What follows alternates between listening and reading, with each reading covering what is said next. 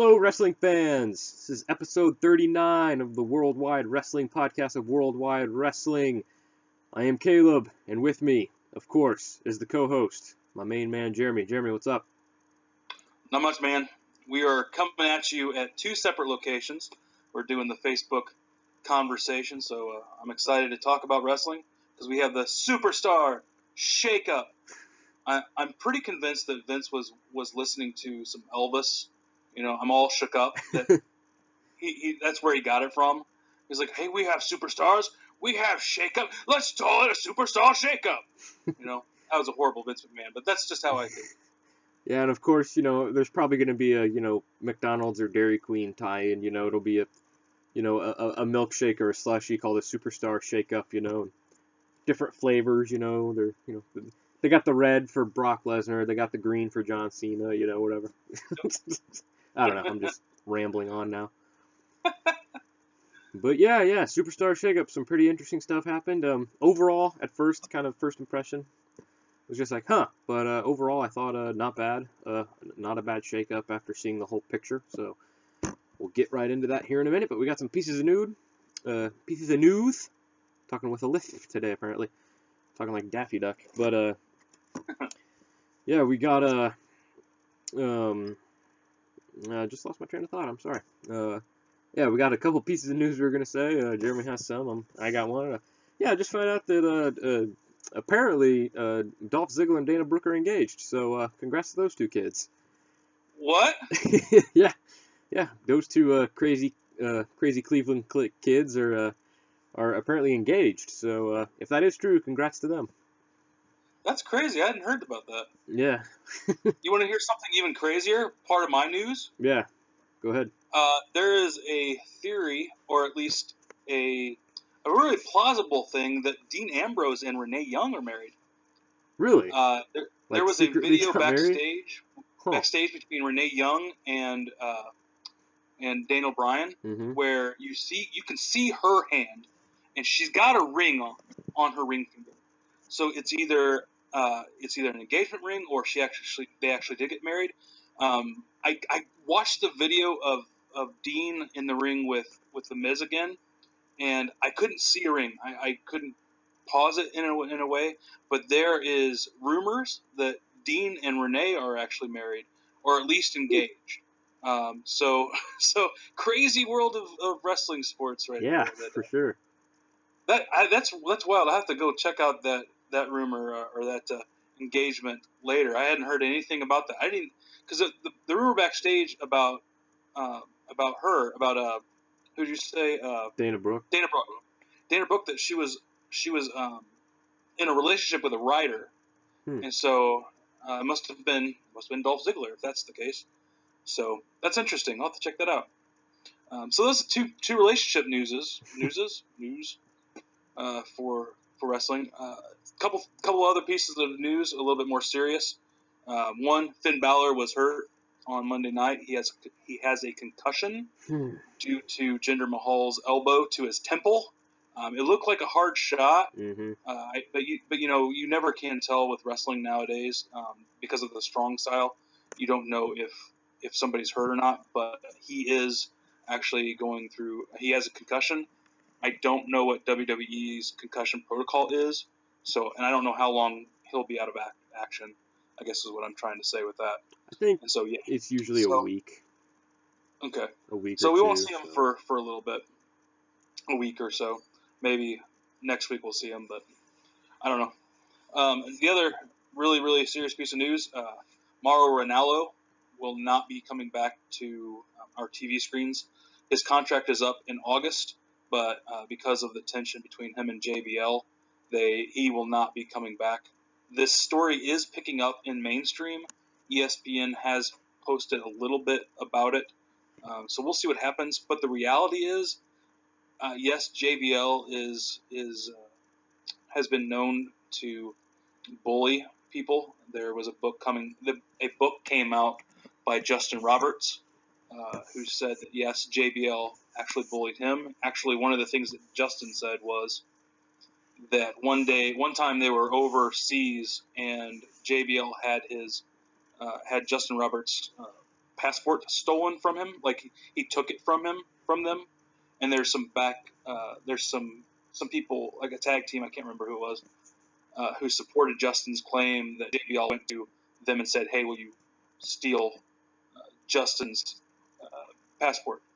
And so JBL has been known backstage to cause a lot of bullying, cause a lot of problems between wrestlers in the company. The sad part is a lot of this is coming from Vince McMahon. Vince sees JBL as someone who will weed out the wimps, if you will. Mm-hmm. And so the reality is this is not going to stop unless the culture in professional wrestling, especially the WWE, stops. And so it's really, really sad, especially when Morrow has this mental health condition that he has. I will be praying for him. It is sad that has to happen, that happens.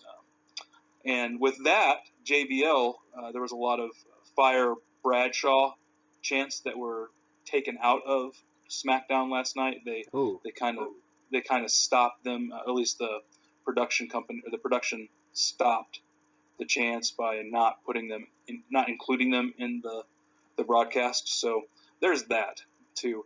The WWE universe is angry, and they want people to fire. They want them to fire JBL. So that'll never happen, but it is that. And then kind of on a lighthearted note, end on that. Glenn Jacobs, a.k.a. Kane, is running for Knox County, Tennessee mayor. And so good luck to you, Big Red Machine. Awesome. Go knock them dead. Or wait, don't do that. Don't step fires. Yeah. Don't do those kind of things. Don't choke slam your opposition at the debate. Yeah, exactly. That's kind of cool. So those are my news for the week. Yeah. I hadn't heard that about Morrow. That's too bad because I really like him on as the voice of SmackDown. That's pretty awesome. So, but yeah, that stinks though that he's not coming back. So I wonder if he'll go back to doing some MMA commentating because I know he's done that in the past. So I don't know if he'll look into maybe getting a job at UFC or with Bellator, or if he'll just, coast from here on out and just, live his life and stuff like that, or what. But yeah, it is kind of stupid that, they have the whole Be a Star, Don't Bully campaign every single year, but then, they have JBL who's, has that kind of, college frat brother hazing kind of mentality. And like you said, Vince, does kind of appropriate the whole, weeding out the wimps, toughening people up and stuff. So that's all very unfortunate and stupid. Yeah, Morrow, wish him all the best and stuff. But, and yeah, JBL kind of needs to clean up his act, or he needs to go. Yep. So, anything else? That was all the news I had. All right, I can't think of anything else. I don't think so. Well, we could just jump right into Monday Night Raw with the first night of the Superstar Shakeup and all that jazz. So, Jeremy, Monday Night Raw, 2 nights ago, first night of the Superstar Shakeup.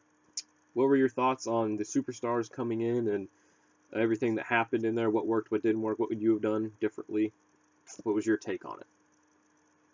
It was, I think when you look at both nights, I thought it was fine, especially when you don't call it a draft. You don't call it, you don't have you don't have Kurt Angle and you don't have Dan O'Brien talking about the shakeup, which is kind of weird because that's what they were kind of portraying, like that was gonna happen, that they were gonna sit down, they were gonna do some trading type back and forth. But all that we got, and it wasn't horrible once you look at both shows, I don't think anyway, is you get on both shows the two big faces of both brands essentially come out and say, hey, we're here, with the Miz and Maurice, and Dean Ambrose coming out on Raw. They were the two big faces of Raw, or of SmackDown Live, and then on SmackDown Live you have Kevin Owens and Sami Zayn come out to introduce themselves. I thought that was okay. What did you think?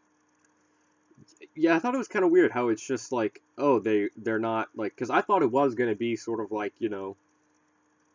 they come out and be like, oh hey, we just traded blah blah blah. Here's our new super or something. I knew it wasn't going to be a draft because otherwise they would have called it a draft. Right. That's why I hated all the people being all like, it's a superstar shakeup. What is it? Oh, it's a draft. We know it's a draft. It's just like, no, we don't know it's a draft. If it was a draft, they'd call it a draft, and it wasn't a draft. And so I thought it was a very interesting thing to have them just come out like their music hits and they just come out. I was like, I love that Miz is still doing John Cena. Like that's awesome. I love that him and Maurice are still doing the Cenas. Yeah.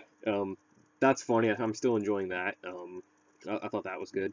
But yeah, and then Dean Ambrose comes. Like, I thought Miz going to Raw was excellent. I didn't have a problem with that. But Dean Ambrose coming to Raw, which I loved him on SmackDown. I wasn't ready for him to leave because I thought he still had to. I thought that they still had plenty of gas in the tank for the feud with him and Baron Corbin.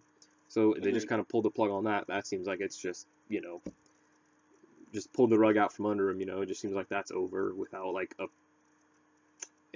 a solidified conclusion.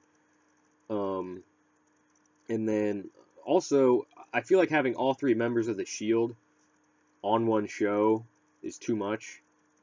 Like, it's too much star power kind of thing. Like, I feel like it's good to keep them split up some way.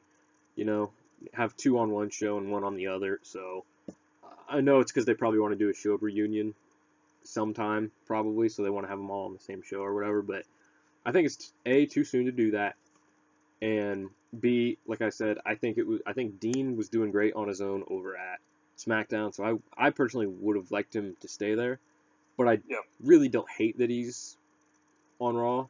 I just would have preferred him stay on SmackDown and keep the Shield, all three members of the Shield off of one show. But yeah, the biggest thing for me was just the Baron Corbin, that feud just kind of, had the rug pulled out from under it. But because who's going to be feuding with? I mean, because like a lot of mid-carders have been buried on Raw. Yeah. I can think of like with Curtis Axel and Bo Dallas and all those guys. Like it would be nice to see them again. And so if that invigorates, like Dean coming over invigorates them, I'm fine with. But you're absolutely right. Like Dean was great over on SmackDown Live, and the Miz moving, like you said, Miz moving is either way it would have been fine with me. I feel like Raw needs that more than SmackDown Live right now, especially with Shinsuke and Ty Dillinger and even AJ staying. But you're absolutely right. Like Dean, it makes no sense. I know they wanted to swap Intercontinental and US Championship, but yeah, I agree with you. Yeah, and yeah, that's all I have about the opening part, I guess. Anyway, well, why don't you continue on with the rest of your thoughts? I really don't. The Seth Rollins thing I thought was kind of dumb. Oh, I'll stay, blah blah blah, and then Kurt Angle comes out and it's like, oh, you're gonna stay, blah blah blah. I didn't really care for it. I don't know. Raw was just weird. Mm-hmm. The Charlotte Nia Jax match, I thought Charlotte was going to die. Like that's how I feel anytime Nia wrestles anybody. I feel like she's too klutzy. But I don't know. Raw was kind of meh. Yeah. Except for the Roman Reigns and Braun Strowman thing. Yeah, like that was the best thing. That was ridiculous. Yeah, that was crazy. I'm hoping that other than that, I mean, there's nothing else I really cared for. I mean, I'm okay with Alexa coming over. I'm okay with Mickey coming over, and they continue their feud on Raw. I'm fine with them mixing it up. But now we only have like five women in the division: Mickey James, Alexa, Bayley, Nia Jax, Sasha. Mm-hmm. Which none of them I really care about. Really, I mean, I like Alexa and I like Mickey, and I like Bailey, but I don't care about Sasha, and I really don't care about Nia. And so they need to do something. They need to bring more ladies out or something with They need to division, put, because I just don't care about it on Raw. yeah, like it seems like they're teasing, like they're setting up a Dana Brooke Emma Yeah, feud. except I didn't get that. Oh, you didn't see that? No, I didn't get to see that. They didn't No. have that on It Hulu. was like a minute long. They could have kept it. It Yeah, was just like a minute, maybe even 2 minutes backstage thing, so they could have kept that in. But yeah, like I was like, good, give them both something to do now, and put that in the forefront, and get more women out there in the ether, stuff like that, and give them exposure, and bring Alicia Fox back to just quit having her just be the girlfriend of the cruiserweights. Stop, hashtag bring Alicia Fox back.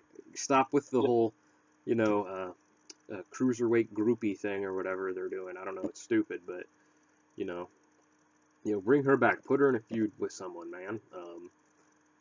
I mean, yeah, even her and Nia Jax had a feud. Yeah, it was nothing special, but they both had something to do at least. They were out there doing stuff. You weren't wasting them.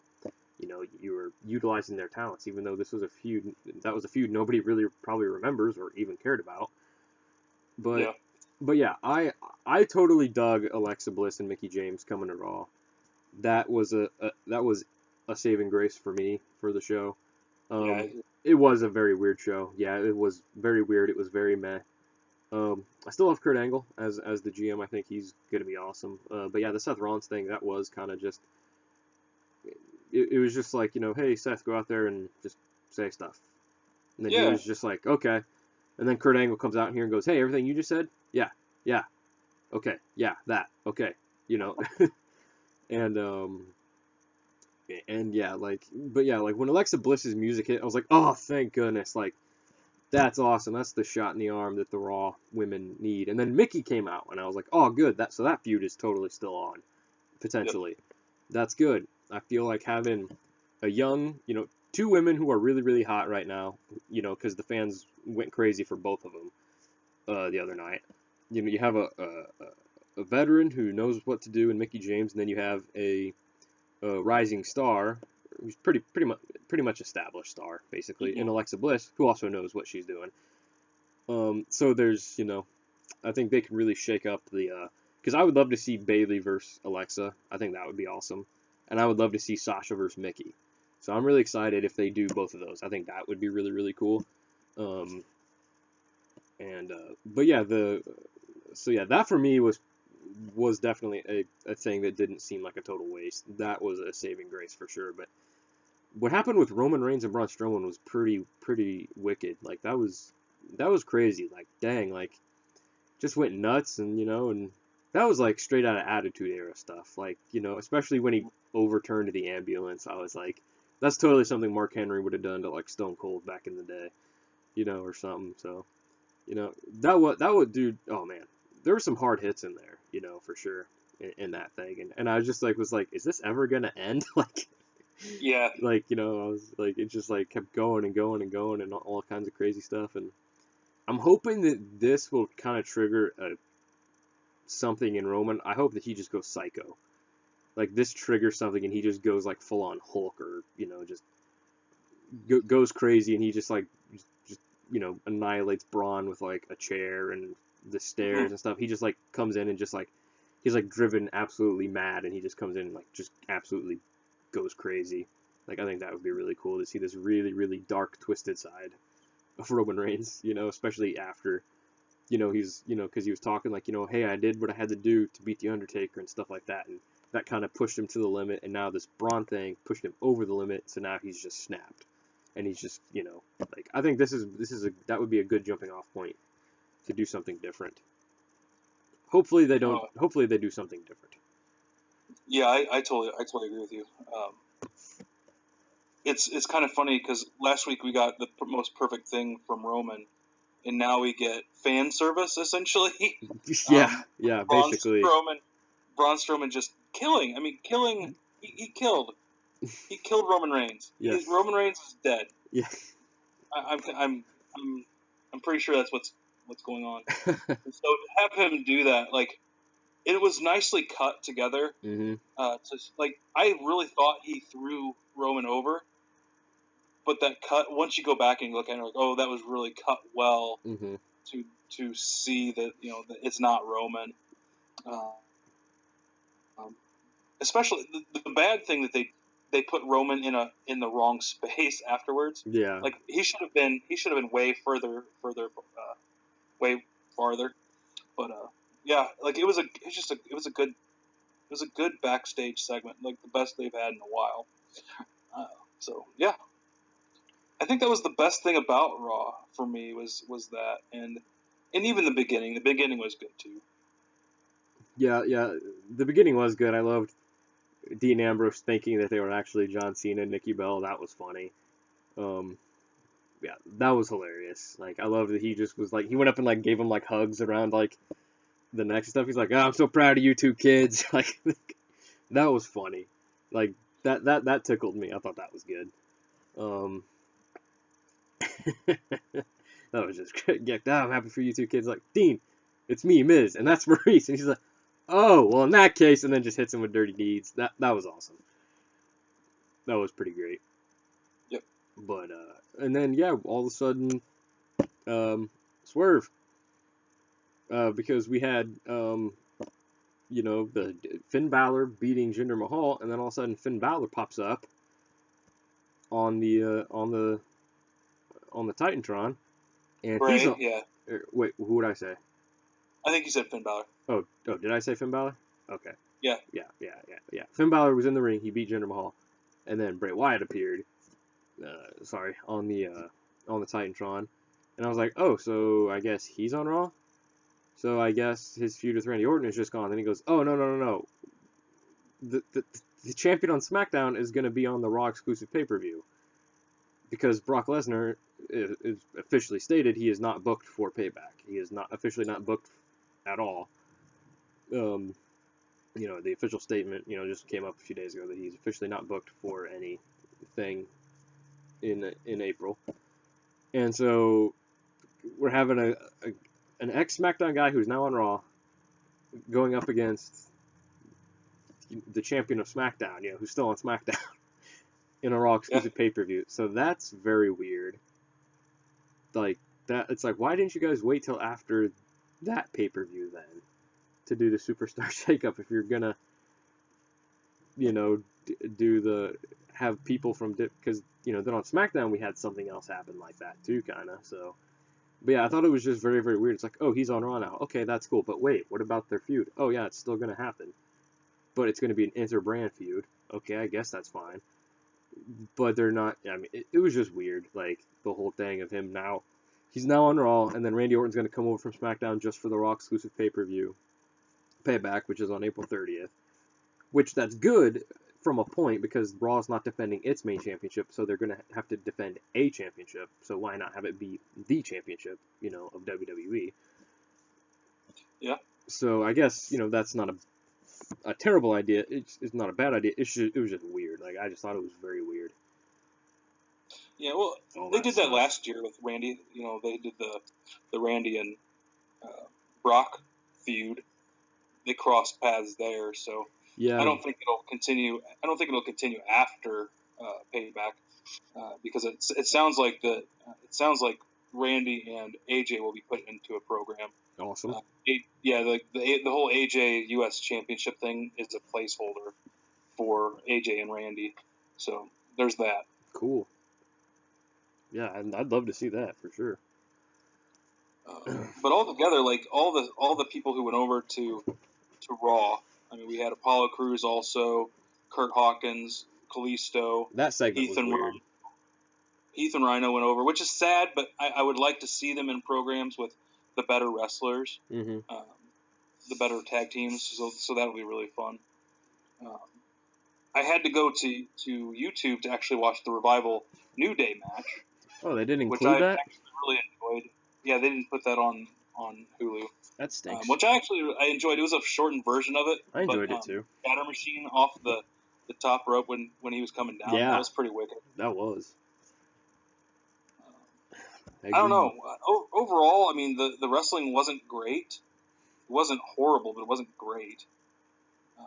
I feel like Raw got some decent people, but I felt like SmackDown got the better end of the stick. Yeah, because you and I were worried at first, thinking that it seemed like, oh, they're gonna cripple SmackDown, they're gonna bury it, just because Raw is the A show, it's the big show, it needs to be, have all the stars and have all the championships and be better, and then it's just like, but after watching SmackDown, I was like, SmackDown's still better, SmackDown is still king, so I'm not worried. I follow a guy, and he kept saying, last night he kept saying the A show, and it's like, finally, people on Twitter at least are calling the right show the A show. SmackDown is their A show. Mm-hmm. It is the best show. It is where their talent can flourish, both creatively, and in their wrestling. It's just a better show. And no matter who you put on SmackDown, who they put the best possible people, I felt like they could, from Raw to SmackDown, so that they can enhance the talent that's on SmackDown. I feel like SmackDown got the better end of the stick. Mm-hmm. So, yeah, I guess that's all for Raw. I guess I think we pretty much touched on everything, all the big things. I can't think of anything else. Can you? No, I mean, it just, like I said, it was one good, really, really good spot with Braun killing Roman, and the two ladies going to Raw, which I think Raw needs that talent in Mickie James, or that experience in Mickie James over there. So yeah, and so I mean, other than that, I think that's it. Yeah. I mean, what would you give out of a rating of 5 Stone Cold IPAs? What would you give it? I don't know, 2.5, I guess. Yeah. Because it got me intrigued for all the superstar moves that happened. But yeah, it was just weird. It felt clunky. It felt like they didn't execute it the way they could have, the way they should have. Mm-hmm. It was good. Not too terrible, but yeah, it was just very clunky, poorly executed. There was a bunch of weird stuff, and it still feels like SmackDown is way better. So yeah, 2.5.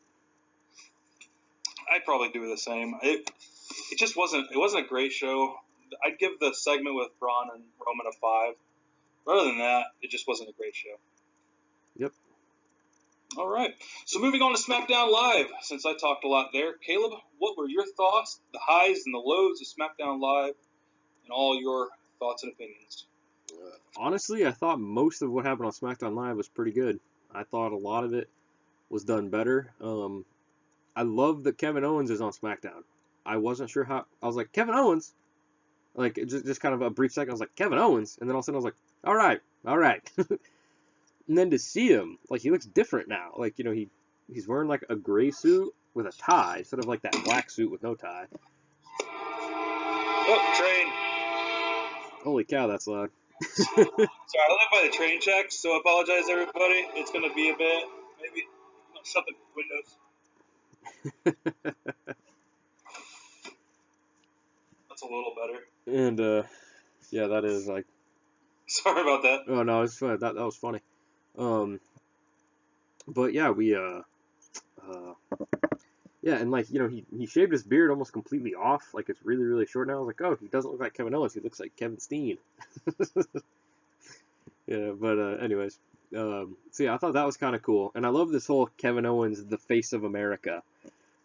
I love that he's been doing that. And then Baron Corbin came out, because he challenged the locker room and stuff like that. I thought that was kind of neat. I was like, ooh, that could be kind of fun, see him and Baron Corbin. Then Sami Zayn came out, and I thought that was cool. I was like, all right, SmackDown's got Sami Zayn. I'm totally in for this, man. And then, we also had AJ Styles come out, who it appears is still a face. It appears that he is turning face. Perhaps. Nothing overly heelish that I could see. So, and so yeah, like all 4 of these guys in the ring at the same time, I was like, I want this to happen, bro. But and then Daniel Bryan came out, awesome, and he said that he still is that Kevin Owens is still gonna have a rematch with Chris Jericho at Payback for the U.S. Championship, and whoever wins that match will come to SmackDown Live, and whoever loses will go back to Raw. So, there's that thing going on, and then we're gonna have until then, we can't have the championship change hands before then because that match is already made. So, we have to have a number one contenders match for the U.S. Championship between AJ Styles, Baron Corbin, Baron Corbin, and Sami Zayn. So I got really excited for that. I thought that's going to be an awesome match. And I'll just go ahead and cut right to that since this kind of goes into the end. I thought that main event match between those three guys was really, really good. I thought it was awesome. I really, really enjoyed it. One of the best matches on TV. Probably maybe I would say the best match on TV this week. It was really, really good. So that whole thing worked for me. I thought that was great. All the stuff with the women, I thought that, I love that they swerved us. It's like, oh, it's Charlotte, and then it's Tamina. I was like, very well done. And then he gets back in the ring. He's like, oh, you thought I was talking about something else? Oh, well, I am talking about someone else. Charlotte. And then Charlotte came out. I was like, awesome. So, I think that's cool that they're bringing somebody else up to the forefront with Tamina, add somebody else, add another cook in the kitchen and see what happens. But yeah, I totally love Charlotte coming to SmackDown. I dig that a lot. I think her and Naomi would be spectacular. I want that really, really bad. I think that'll be awesome. And so everything with the women was a great. So many opportunities, just like on Raw. So many opportunities and combinations that we can do now that I want. Yeah, I thought that was great. The segment with Dolph and Shinsuke was awesome. It looks like this is going to be a feud. I think these guys are going to put on some great matches, man. I can't wait for that. I think this would be a great starting feud for Shinsuke on the main roster. I thought this was because you don't want to just, because he wasn't in NXT as long as Finn Balor was. So, when you put, Finn Balor automatically in the Universal Championship program with Seth Rollins, it wasn't as bad because he was, in NXT for 2.5 years or whatever. So, more people could. So, that was okay. But I think with Dolph Ziggler, I think that's a great starting feud on the main roster for Shinsuke. And from there, he'll just probably go on up and up and up and up. And then culminating in him versus John Cena for the WWE Championship at WrestleMania 34, which is what I want. Do it now. Do it now. But anyways, so yeah, just so much of SmackDown worked for me, man. Like a lot of it, like not a lot did. Like I can't really think of anything off the top of my head that didn't.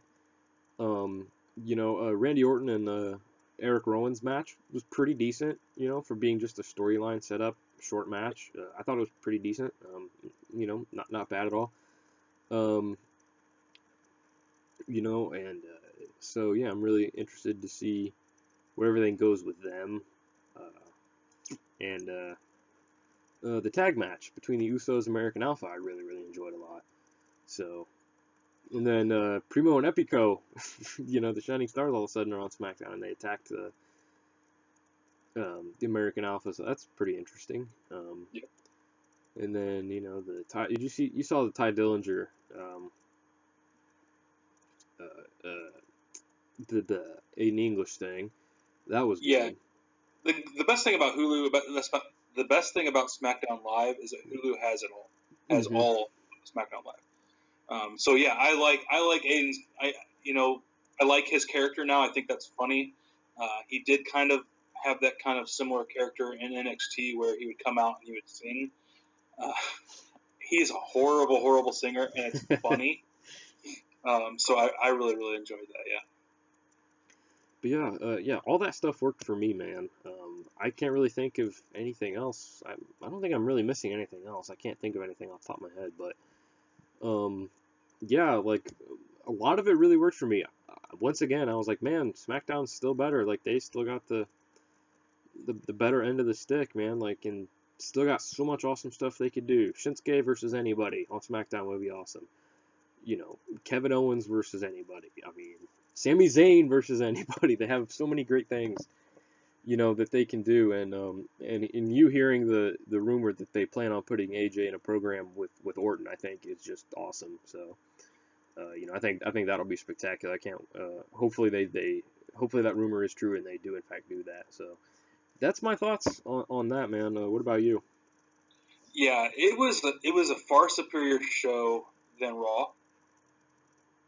Kevin Owens, and I totally agree with you. Kevin Owens coming out and saying, I am the face of America, and going over, he's like, it is a known fact that Canada is much better than the United States. It's a known fact that Canadians make better athletes than Americans, and he throws out a hockey reference about how the Bruins get beat by the Canadians all the time. Like that stuff is really really funny. He speaks French. Like this weird. It's a different Kevin Owens.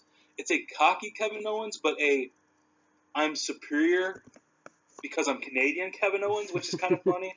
He speaks a little bit of French, which was really good. I love the fact that Sami Zayn and Kevin Owens are on SmackDown cripples Raw. And here's the reason why. They are two of the greatest workers in WWE. And now what show are they on?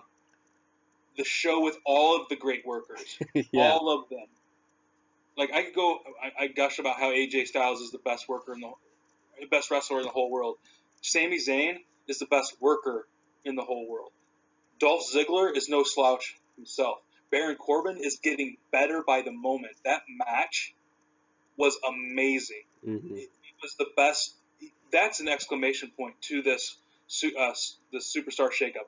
That was a brilliant, great match that I want to see more of. Nakamura. Holy cow! SmackDown Live we're going to continue to watch it. I'll continue to watch Raw, obviously, but SmackDown Live, I will not miss 1 second of this show. Now that Kevin Owens and Sami Zayn, two of the greatest workers of all time, on the show with all of the great workers. The Uso American Alpha match was a very, very good match. Gable had a gorgeous moonsault. His moonsault was so pretty. It was so great. And the Shining Stars coming, like that might be the only dark moment, only black mark on this whole thing. I don't think the Shining Stars are bad. I just hope they push them okay in SmackDown. The Mojo Rawley Jinder Mahal match, that might have been the second. It wasn't horrible. It just was weird. It was like, hey, we're in Boston. Gronk is here. Let's do more with Gronk. The Gronk thing I didn't mind, but the whole match and everything else was weird. But I did like that Gronk threw the beer in his face this time, too. Yes. That was fun. I mean, continuity, that was good. Continuity was good. You go from WrestleMania to now you're in Boston. Gronk's basically hometown, if you will. And Gronk gets the last laugh. But, afterwards, Mojo jumping into he cleared the barricade. Yeah, he clears the barricade, and then he gets up on the table and takes JBL's hat, puts it on. Like I'm like, yeah, okay, this is kind of fun. That was pretty kind good. of like a more hyper Hulk Hogan in the fact that his moveset isn't great, but he is so hyped up that you dig it. Mm-hmm. Like you can't help but get on the hype train, if you will. Yeah. Well put. Yeah. Yeah.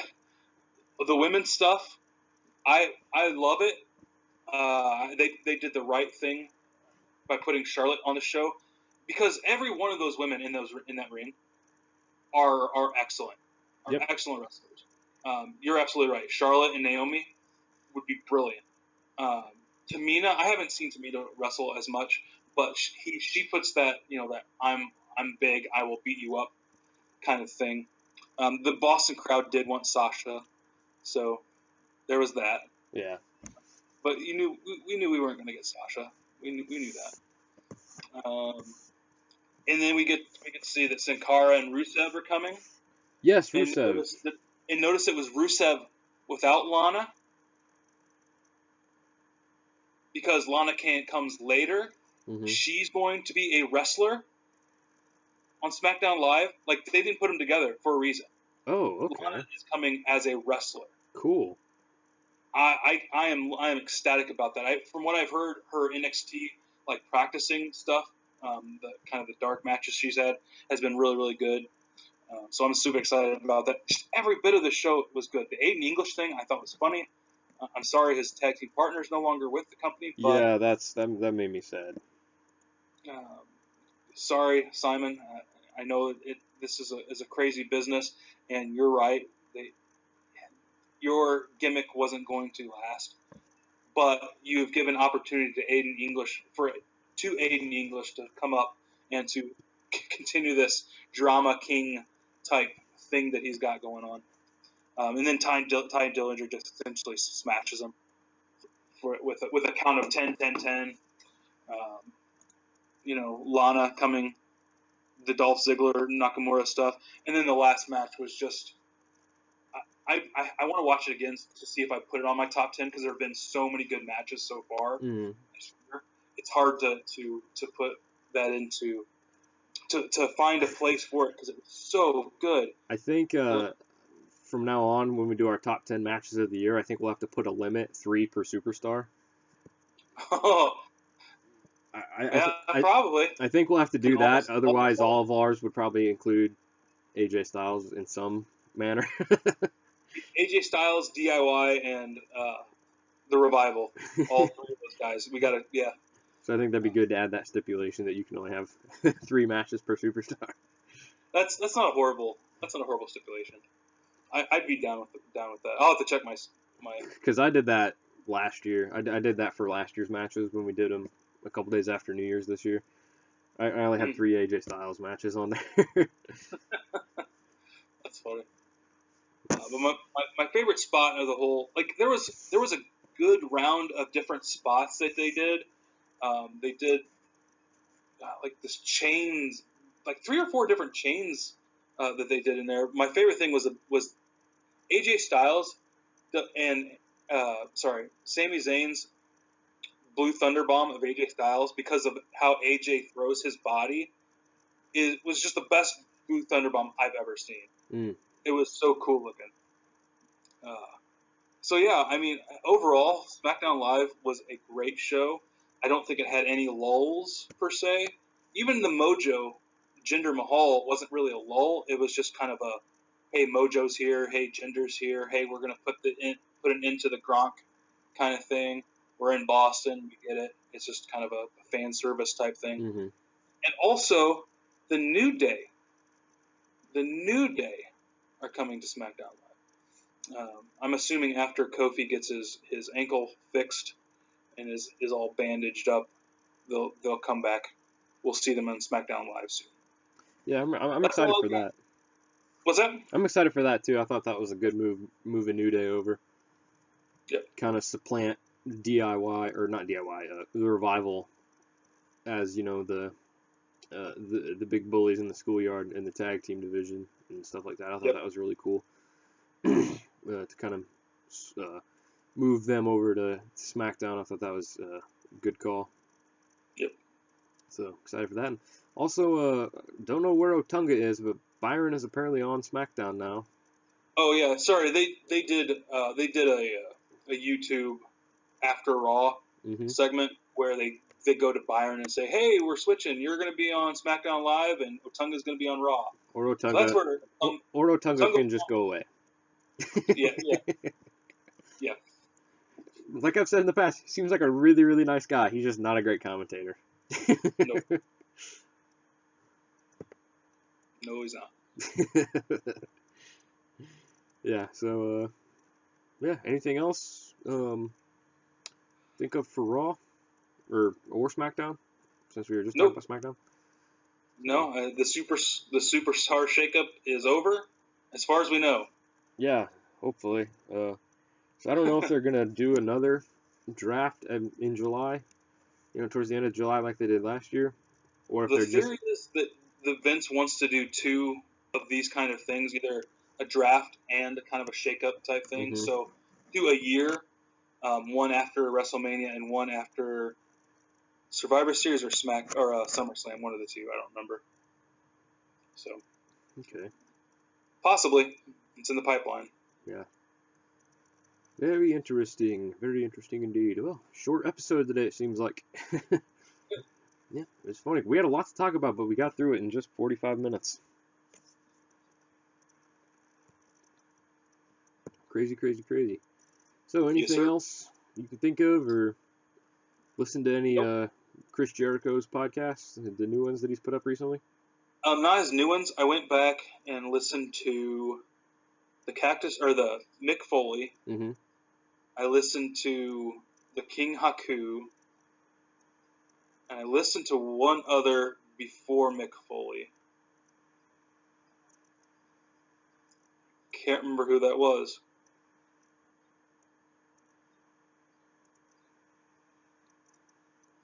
Can't remember who it was. But I've got the one that he did when he talks about Christian heavy metal.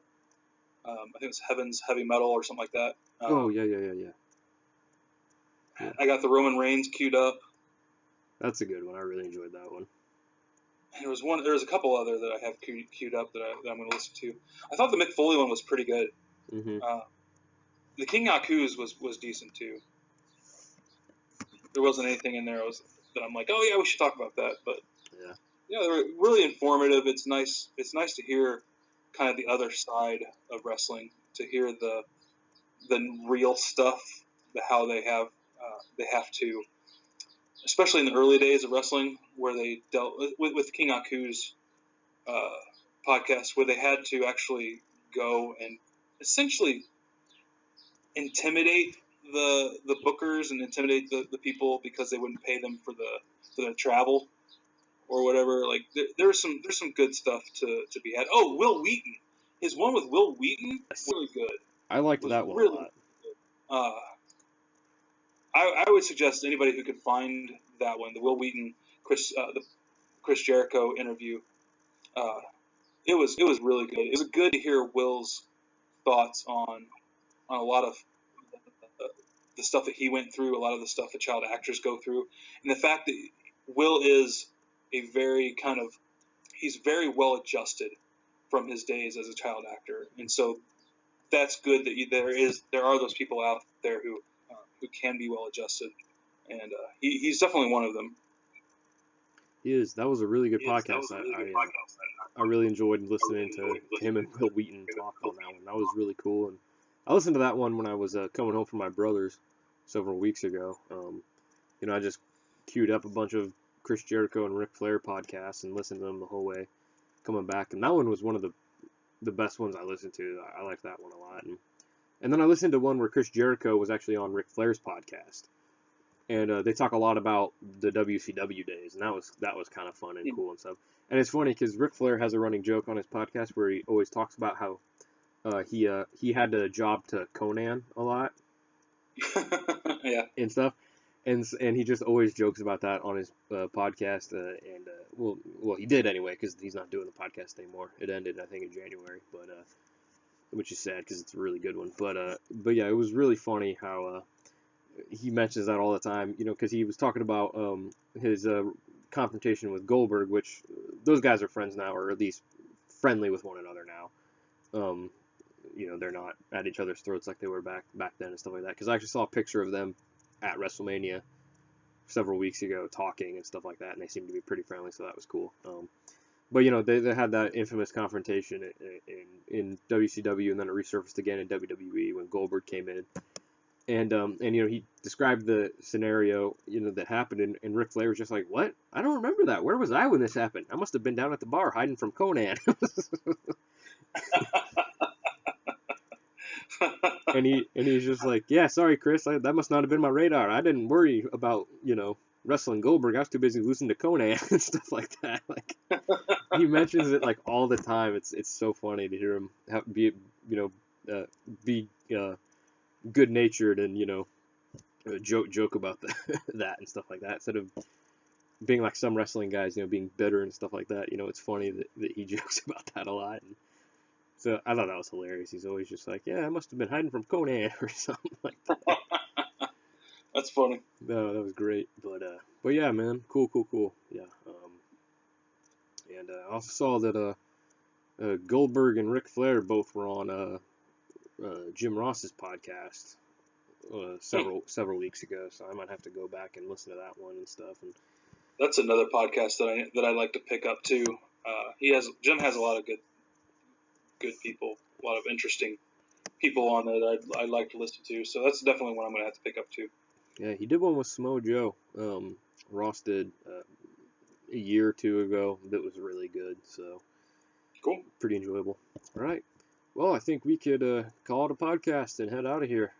Some good stuff. SmackDown is still king. They got the better end of this. It seems as though they want to make Raw better. I mean, besides the 3 Shield guys and Finn Balor, Raw doesn't have much in their arsenal. SmackDown has all the nukes, man. I think with the tag teams, I think that Raw's tag team division is going to be better now that the Hardys and the Revival are there. I'll give you that for sure. And well, even Rhino and Heath Slater, like I think their tag team division is going to be fun to watch now, but it really wasn't before. So yeah, and with them having the club there too, I mean, it's the tag team is going to be fine. The women's, I'm kind of worried about a little bit, but you're right. The singles, the Universal, and the Intercontinental. Oh, unless they're going to bring up Curtis and Bo and those guys back up to go to wrestle for the Intercontinental title. I just don't know. I'm worried about it. Yeah, I think SmackDown's just still going to be better week in and week out. I think Raw will have some good stuff here and there, especially when it comes to the 3 Shield guys and Finn Balor, and probably the tag teams too for sure. But and Bray, I mean Bray. Will be Bray. fine. I keep forgetting Bray's on Raw now. Yeah, but I just feel like SmackDown just has the men's singles department, and the women's division on SmackDown is just loaded. So I feel like they're holding all the cards now. So yep.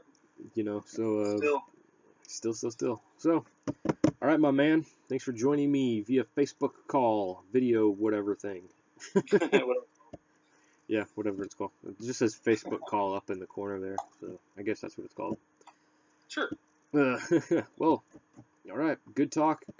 So, yep. Thanks for tuning in, everybody, for the Worldwide Wrestling Podcast of Worldwide Wrestling, episode 39. We'll see you guys next week for the big 40. That's right, episode 40. We're closing in on a year's worth of episodes. Closing in on episode 52 soon. So that'll be that's a year's worth of episodes if we're counting by like weeks and such. So. Anyways. I just had to go off on that little goofy rambling there. Thanks, everybody, for stopping by. This is Caleb.